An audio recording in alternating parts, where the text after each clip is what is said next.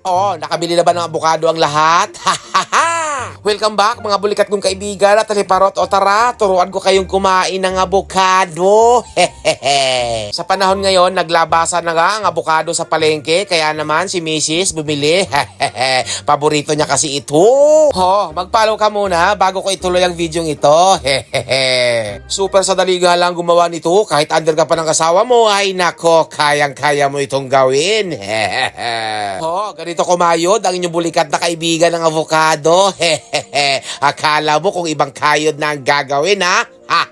At pagkatapos ko ang kayudin yung avocado, nilagyan ko ito ng gatas. Ayan, nakikita nyo naman. Pagkatapos, ayan, hinalo-halo ko na. O, diba? Napakasarap niya ng tingnan. Mamaya-maya, babanata na natin yan. Sa mga nananakab dyan, bumili na kayo sa palengke at inyong kayuri na rin yung avocado na yan. Huwag lang kayo magpahalata, natakot kayo kay Mrs. Diba? Sanguyan pa lang, leon na leon ang tahanan ng datingan. Hindi halatang tagabantay lang ng mga bata. Kanina ka pa dyan nanonood, i-follow mo na ako. Pindutin mo na yan. Maraming salamat. Bye-bye. God bless.